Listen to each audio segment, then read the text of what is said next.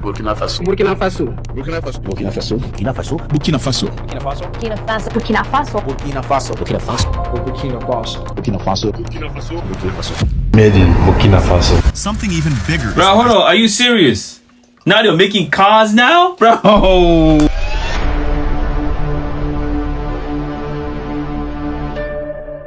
Burkina Faso, right? We've heard a lot of news about Burkina Faso. We heard a lot of stuff about Burkina Faso. The good, the bad, and the ugly. Well, guys, today's video is all about Ibrahim Traore's $1 billion mega city to rival Dubai. Y'all think it's a joke, right? Many people might say it's not possible.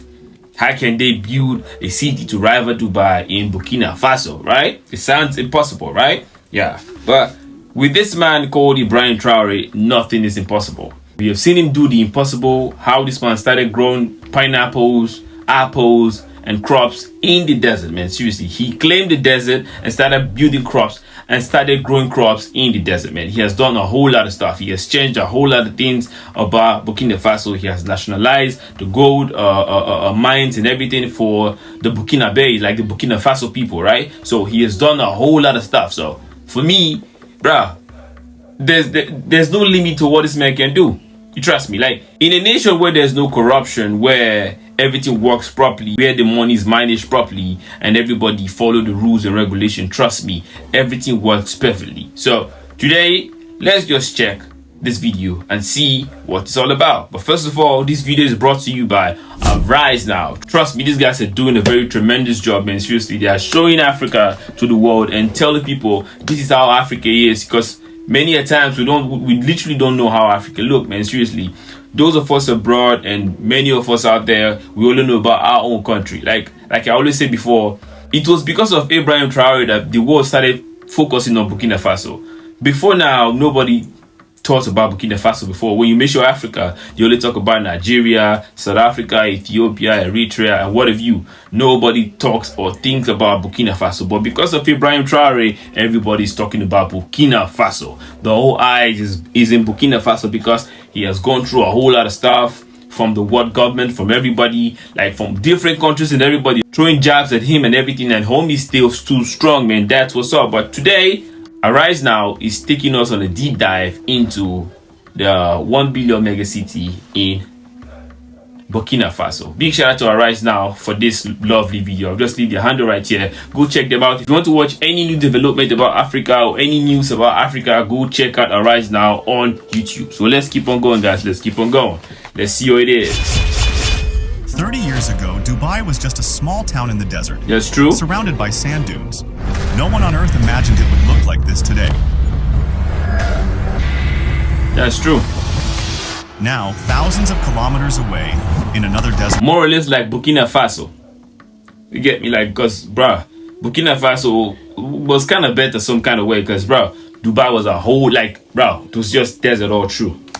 Again, the same kind of transformation is rising from the ground. Just take a look here. From certain angles, you might even mistake it for another Burj Khalifa. That's true. This is the $500 million Burkindi Business Center in Burkina Faso. $500 million. A 35-story skyscraper rising right in the center of the capital, Ouagadougou, surrounded by 14 other towers. Guys, just look at the sheer scale of this construction site. Wow. It is absolutely insane.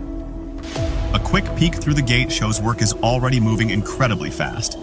Even satellite imagery shows these massive structures rising from the ground. Wow. The famous press outlet Jeune Afrique is already calling it the Manhattan of Ouagadougou. In fact, just a few hundred meters from this tower, another massive project is already taking shape. Okay. This is Zafara Plaza, a world-class, mixed-use complex designed to house a high-end 5-star hotel. Wow. This transformation goes far beyond the city center.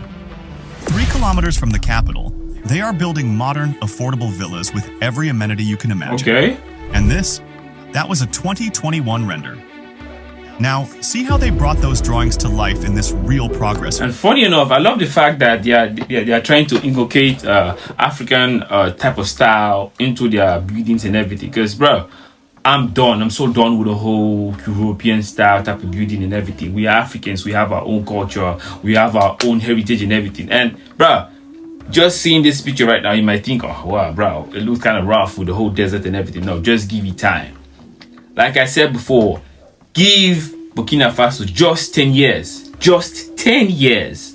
When you go to that country, trust me, you will say, nah, this is not Burkina Faso. Just give them 10 years. Every growth takes time. Every country was once down before. They were once like this. Dubai was once like this. China was once like this. But now they have transformed into this mega city, this futuristic city that people like, oh, I want to go to China, I want to go to Dubai. But it took time. You get me? If you were there back in the day, how China looked before or how Dubai looked before, you wouldn't say that now. You get me? This is the same thing that's happening in Burkina Faso now.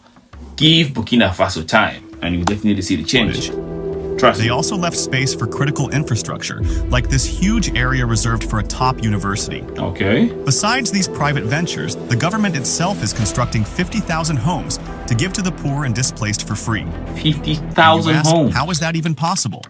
The citizens themselves are helping build this infrastructure from the ground up. Wow. This is why Burkina Faso is now on the radar of global leaders. Wow, community service, man. Seriously. Nah, man. Burkina Faso. You know, this is what happens when the people really love the government. When they find this, when they have this sense of pride and comfortability with the government. Like, they literally want to help. You get me? Like, this is what it's all about, man. Seriously. Burkina Faso. Burkina Faso. Burkina Faso. Burkina Faso. Burkina Faso. Burkina Faso. Everybody's talking about Burkina Faso. Burkina Faso. Burkina Faso. Burkina Faso. Burkina Faso. Burkina Faso. Burkina Faso. Burkina Faso. Burkina Faso. But honestly, that skyscraper is just the tip of the iceberg compared to what's actually happening on the ground right now, which is on a whole different level. While the United States still labels Burkina Faso as the most terrorized nation on earth, issuing its highest level warning against all travel here, revoking visas, and ending duty-free access to U.S. markets. U.S. President Donald Trump is vowing to permanently pause all immigration from what he calls third world countries. I don't want them in our country. The country stinks. And yet, against all odds, Burkina Faso is building the impossible in the eyes of Western critics. Prove them wrong, man. Prove them beyond wrong. The mega projects making headlines, 100% made in Burkina Faso. something even bigger. Bro, hold on. Are you serious? Now they're making cars now? Bro, Now. let's go. What most people haven't seen yet is what's happening inside this brand new city. Are you serious? In this episode, we're taking you directly inside these rising buildings and skyscrapers that Ibrahim Traore and his people are literally hand building. Seriously. A transformation. Now I'm just hearing this for the first time, man. Project For the number 4 first time. changes everything. They're solving the very housing crisis Really? that leaves millions homeless in the US. And the way they're tackling this, it forces you to rethink everything you thought you knew about this country. Now, let's get inside and see how they are building all of these alone. This is Arisen now. Welcome. Most of the world still knows very little about Burkina Faso. Many people can't even point it out on a map. But to understand why everything is suddenly changing so fast, let me tell you a short story. For over 60 years, independent Burkina Faso was trapped in that developing country nightmare everyone has an image of. The deal was simple. They provided gold for France and Europe, and in return, they might get a fraction back to patch a few holes in the road. Frankly, it wasn't even an obligation for France to give anything back. President Emmanuel Macron proved this mindset perfectly in 2017 during a visit to Ouagadougou. When a student dared to ask why their university had no electricity, Macron snapped. He told them it wasn't France's job to fix their light bulbs. It was down to their president. C'est quelque part, vous me parlez comme si j'étais toujours une puissance coloniale. You speak to me as if I were still a colonial power. Mais moi, je ne veux pas m'occuper de l'électricité dans les universités au Burkina Faso. But I don't want to be dealing with electricity in the universities of Burkina Faso. That's the job of your president. C'est le travail du président. He even joked that the Burkina Faso president had left the room to go fix the air Oh conditioning. my goodness.